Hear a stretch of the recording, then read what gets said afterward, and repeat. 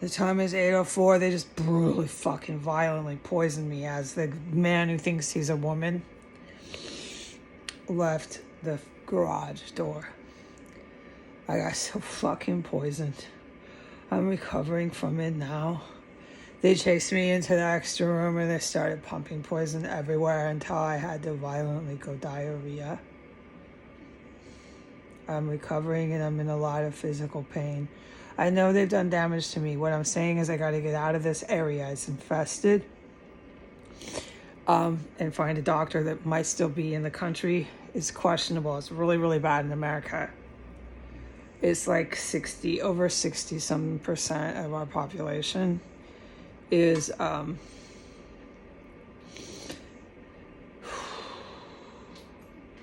willing to harm other people in their population in order to have political dominance. Everybody in the nation is tribalized. And the country has become so violent. It's like a norm. It's a social norm, just to hook up with whoever to enforce this violence in order to have your political means to an end. So you could be any sort of subgroup, any sort of minority, majority, and your resolution to power is to cause violence to get it. So we're not civilized, no, which is exactly why I've witnessed cannibalism here. And the cops protect it, is because civility is gone. You can't get on airplanes with Americans anymore. They'll throw punches at you, they'll fight, they'll touch their private parts. It's bad here. So I'm really praying to God that he wills it, that I find a doctor that can piece it together for me what the fuck they poisoned me with. Because they do it and they're not going to stop. I know that.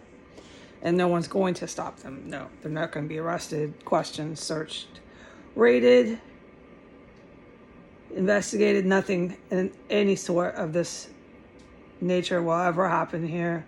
They'll just continue to have events that I can't even type about take place.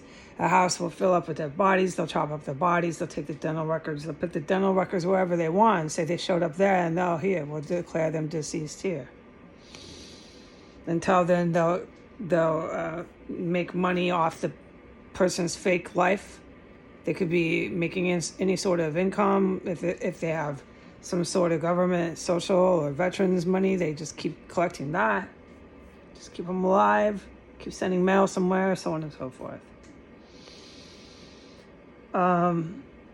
So I'll be piecing all this together in a crack house because no one will rent to me in America and no one will give me a job. I'll piece this all together and God willing, I'll find a doctor to help me with my intestines when I get out of here. I have to go to a doctor now because they've done so much damage to me. But it's not critical and I praise God for that, okay? It's nothing that I can't recover from. And I'm going to tell a doctor, well, it was poisoning. We'll have an adult conversation. I'll tell the doctor for how long. It was about 3 years. And the poisoning got hyperbolically intense. The intensity of the poisoning became nothing but assassination attempts. Towards the last year of my poisoning, that's what I'll tell the doctor. It was around the clock. Every time I went into a room, they were fucking blowing the room up with poison. It was my neighbors. I know who it was. I know why it was, but I don't know. It's not neighbors. I was in a terrace compound. I'll tell the doctor all this. I'm not going to lie for people so they don't feel scared. That's what I survived. That's what I fucking left in the taxi from. The only thing I don't know is the poison, what they were using, because there was more than one. I'm certain of it. But I have to prove this with lab tests. And I don't know why nobody ever stopped this shit. So, it can be the doctor's conundrum. And it can be my counselor's conundrum from my trauma therapy I have to get when I leave here. Of why no one ever fucking did anything about this here. And some man who thinks he's a woman drives in and out every day. Thinking, my boyfriend will protect me. My gay homosexual boyfriend will beat you up. You can't arrest me. I'm going to drive past the White House now. As we stockpile chemical weapons. I think I'm a woman. I've seen these people here, the women and the gay men and all these people, the other men that are not gay, maybe they are, I don't care. They all have nice clothes, nice cars. They're always shopping, carrying bags of stuff in their house. Always have so much money, everybody coming and going. The pedestrian traffic here, they flood like amusement park. Here, everybody has cell phones, cars, lots of money, nice clothes, perfume. Everybody's doing so fucking good. And then I crawl out of here to take the garbage out wearing goddamn rags. I haven't had a haircut. I can't. Where the fuck am I going to go when a house packed with corpses and all this poison and my precious animals in here? Where the fuck am I supposed to go, and how am I supposed to do it? Walk there because I have that 2 cents in the bank? Go to Supercuts and get a $5 haircut?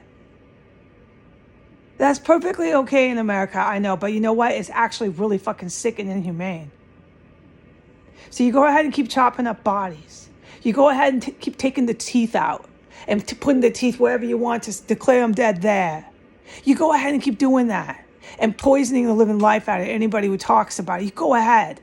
But it'll be my doctor's conundrum and my counselor, my trauma therapy counselors. Conundrum of why the motherfucking military and the police never did anything about it here. It's not going to be just my conundrum.